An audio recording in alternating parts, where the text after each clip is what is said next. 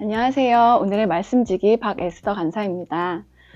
아버지 당신의 마음이 있는 곳에 나의 마음이 있기를 원해요.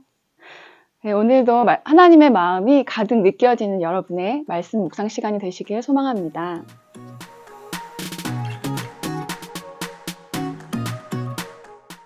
오늘은 해피엔딩으로 끝나는 미가서의 마지막 부분인데요.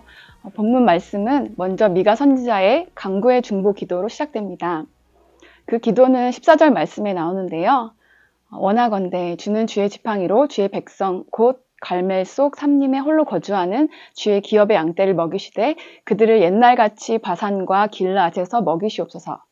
이렇게 미가 선지자는 주의 백성들, 이스라엘 백성들을 양떼처럼 돌봐주세요라고 기도했습니다. 여기서 나오는 주의 지팡이는 시편 23편에도 나오죠.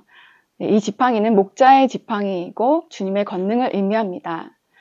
14절에 보면 이스라엘의 중요한 지명들이 나오는데요. 한 곳은 갈멜 속 산림, 갈멜산이고요. 또 다른 곳은 바산과 길르앗입니다. 이 갈멜산은 아주 아름답고 식물도 잘 자라는 요단 서편을 대표하는 장소였습니다. 그리고 바산과 길르앗은 요단 동편을 대표하는 아주 비옥한 땅이었다고 합니다. 미가 선지자는 지난날 하나님께서 이스라엘 백성들을 돌봐주시고 함께 교제하셨던 그 추억의 장소들과 상황들에 대해 이야기하면서 다시 그 시절로 돌아가면 좋겠다고 주님께 간구합니다. 그리고 하나님은 미가의 중보 기도 한마디가 끝나자마자 그 기도에 곧바로 응답해 주시는데요. 그 응답은 15절에서 볼 수 있습니다. 내가 애굽 땅에서 나올 때처럼 저희가 온갖 기적들을 보리라 라고 하나님은 말씀해 주셨습니다. 출애굽 당시 하나님께서 이뤄주셨던 그 기적들 잘 알고 계시죠?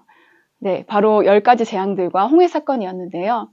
하나님은 그 사건들을 통해서 오직 하나님 한 분만이 모든 만물을 통치하시는 유일신이심을 나타내 보이셨습니다. 이렇게 미가 선지자의 중보 기도에 대한 하나님의 응답은 두 번째 출애굽 프로젝트였습니다. 하나님은 그 응답을 통해 미가 선지자에게 과거의 첫 번째 출애굽 사건을 기억하게 하셨습니다. 그리고 두 번째 출애굽의 예고편을 미가 선지자에게 미리 알려주셨습니다. 실제로 이 계획은 그대로 시행되었죠. 남유다는 바벨론의 포로로 잡혀가게 되었고 70년 후에 바사 제국의 고레스 왕이 바벨론을 멸망시키고 이스라엘 백성들에게 본토 귀환령을 내리게 되면서 하나님은 두 번째 출애굽의 역사를 이루어 주셨습니다. 미가 선지자도 하나님의 이 놀라운 응답의 말씀을 듣고 곧바로 반응을 했는데요. 16절부터 20절에서 그것을 볼 수 있습니다. 좀 더 힘차고 확신이 넘치는 목소리로 들리는 듯한 미가 선지자의 믿음의 고백과 찬양입니다. 미가 선지자는 첫 번째 찬양의 고백으로 그날이 오면 아무리 우월한 나라들도 부끄러움 속에서 그들의 귀와 입을 다물게 될 것이라고 외칩니다. 또한 그들이 뱀과 벌레들처럼 몸을 굽히고 두려움에 떨면서 하나님을 경배하게 될 것이라고 선포합니다. 특별히 18절에서는 주와 같은 신이 어디 있으리이까? 주님과 같은 분은 없습니다. 라고 고백을 하는데요. 이것은 미가 선지자 본인의 이름 뜻이기도 합니다. 미가 선지자는 이렇게 자신의 이름으로도 주님을 찬양하고 또 이스라엘 백성의 죄와 허물에 대해서 오래 분노하지 않으시고 모두 용서해 주시는 헤세드 사랑의 하나님을 찬양합니다. 그리고 미가 선지자는 이스라엘 백성들의 죄를 깊은 바닷속처럼 다시는 돌아올 수 없는 곳으로 모두 던지셔서 완전히 잊으시고 구원해 주실 하나님을 한 번 더 찬양합니다.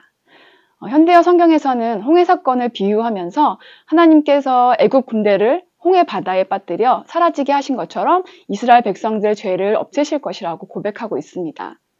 그리고 마지막으로 20절에서는 하나님께서 아브라함과 야곱 등 믿음의 조상들을 신실한 사랑으로 돌보신 것처럼 그 후손들도 미래가 보이지 않고 절망의 상황 속에 있는 지금의 백성들도 변함없는 사랑으로 이끌어 가실 것이라고 고백합니다. 우리는 이 미가서를 묵상하면서 미가 선지자와 하나님의 교제 시간을 간접적으로 경험하게 됩니다. 특별히 미가 선지자의 중보 기도에 즉시 응답하신 하나님의 모습에서 죄로 멀어진 백성들이 다시금 하나님 앞에 돌아오는 것을 간절히 바라시는 주님의 마음이 보이는 것 같습니다. 또한 주님은 그 마음을 품은 기도를 아주 반가워하시고 기뻐하신다는 것도 느껴집니다. 하나님은 무엇보다 하나님의 자녀인 우리가 주님과의 관계를 멀어지게 하는 것으로부터 빨리 벗어나기 원하십니다. 우리의 모든 죄와 습관들을 주님 앞에 자백하고 내려놓기 원하십니다. 그래서 더 이상 주님을 오해하지 않고 주님의 사랑을 가득 누리는 친밀한 관계로 지내고 싶어 하십니다.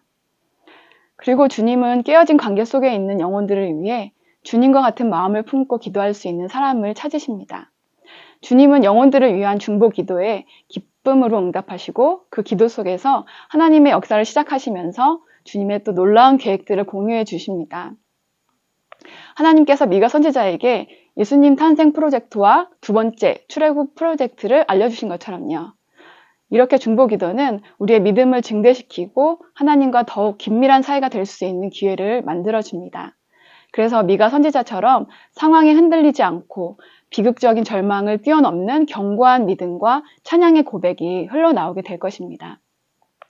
주님과 나 사이, 주님과 사람들 사이에 끊어진 관계를 회복시키고 화목해 하는 아름다운 중보 기도가 있길 축복합니다. 그리고 주님을 온전히 높여드리고 확신이 넘치는 찬양 고백의 한 걸음 한 걸음이 풍삼 독자 여러분의 삶의 예배 자리에서 다시금 시작되고 지속되고 또 깊어질 수 있길 기도하고 응원합니다.